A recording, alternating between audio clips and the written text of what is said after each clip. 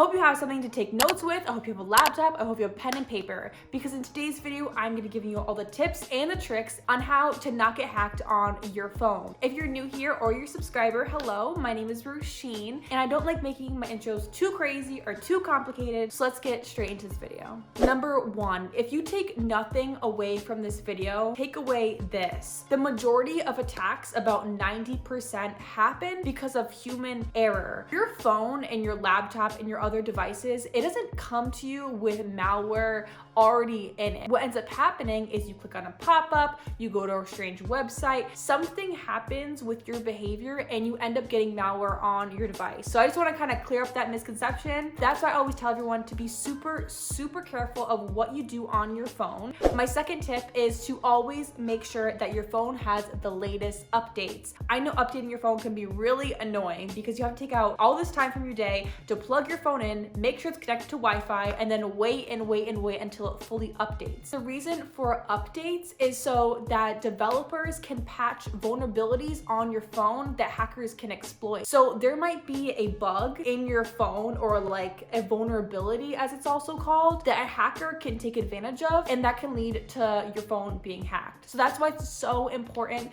to constantly update your phone whenever a new update comes out. So to update your phone on an Android, it can be a little more confusing than an iPhone because an Android is an operating system, but a lot of different companies manufacture Android phones. So it might be kind of different on your phone as to where to find the updates, but generally I would go to settings, press check for updates, and then install the latest update. The latest version or update on the Android is 11.1, and of course this is different from every single manufacturer that makes Androids, which is why it can be kind of confusing, kind of tricky. But I know that this newest update has a built-in screen recorder, which is pretty cool. Not only are you protected against hackers, but you also get a built-in screen recorder, which I think is super useful. So make sure you update your Android to get that latest perk. Okay, so on an iPhone, what you do to update your phone is you go to settings, you go to general, and you go to software update. Now, once again, updating your phone can take some time, so make sure you update your phone either when you're going to bed at night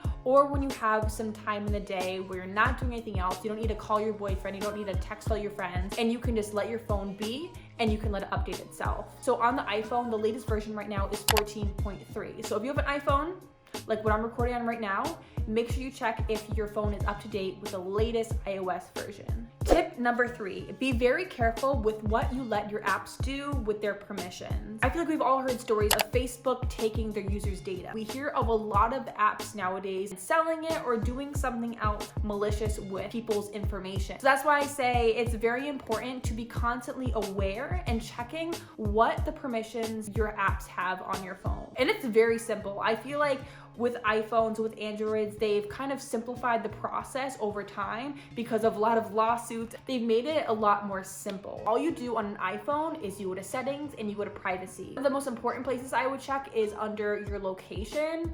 I think it's pretty creepy, but it's also pretty interesting when you see how many of your apps are using your location. Now, if you click on the app, it'll usually have a small blurb underneath explaining why it has to use your location. But once you realize that apps are low-key tracking you. So when it comes to Androids, it's actually a bit harder to understand which apps have permissions to what of your data. It's not as simple as on the iPhone, but I know there's a lot of security apps out there on the Android, on the Play Store, that can give you insights into what information all your apps are taking from you. So I know Avast and McAfee are good ones. I would just recommend getting a security app, and it'll take care of all that good information for you. Alrighty, so my next tip, be prepared in case someone actually does get physical access to your phone. This goes without saying, you should have a passcode on your phone. Make sure it's at least 6 characters if it's an iPhone, and make sure if you're on an Android, you're not using the most basic, the most obvious pattern to unlock your phone. I know a lot of people use these U's, they use like squares. Don't Don't do that, because hackers are not stupid and they know the most commonly used passcodes and patterns in order to get into your device. Also, I always lose my phone. Like, if you know me in real life and you're my friend, you know that I've lost my phone countless amount of times. So this for me has been a lifesaver, getting Find My iPhone on my phone. If you for some reason lose your phone or someone has access to it, you can easily track down where your device is. And on an Android, it's called Find My Device. So it works the same exact way as Find My iPhone. The only catch is that your phone does have to be on and connected to some sort of internet in order for you to track it down. So if someone takes your phone, turns it off, I'm sorry, you're out of luck. But just in case, make sure you have tracking capabilities like Find My Device or Find My iPhone on your phone. Also, I would definitely recommend locking individual apps. So this is very common with banking apps, for example, like Bank of America. If you go onto your phone and you click on the Bank of America app,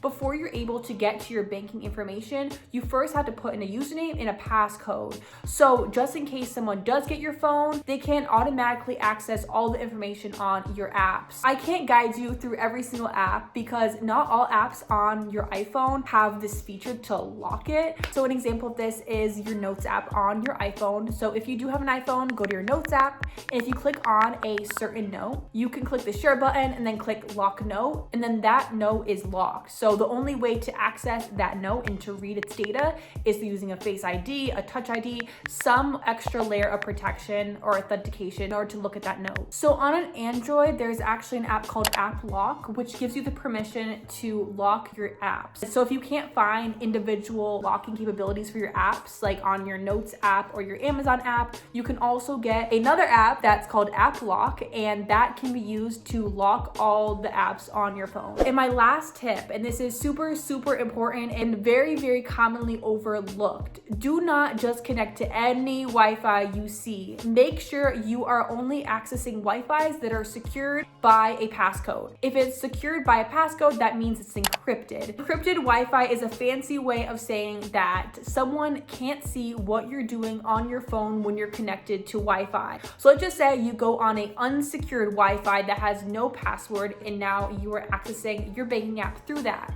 What can happen is a hacker can actually get onto that Wi-Fi and look at what you're doing over the internet. So they can literally see your username, your password to your bank account, and then they can end up taking those credentials, logging onto your bank account, and taking your money. Be super careful to not just go onto any Wi-Fi that you see. Make sure it is locked by a password. And if you do need to connect to an unsecured Wi-Fi, just make sure you're not logging into social media, you're not going into banking apps. Make sure you're not going onto any app that you wouldn't want a hacker or someone else to see you in. Alrighty, so those are all my tips that I have to make sure that you are not getting hacked on your phone. Once again, if you have any questions, if you have any comments, please leave them down below. You can also follow me on Instagram. My Instagram is halakala.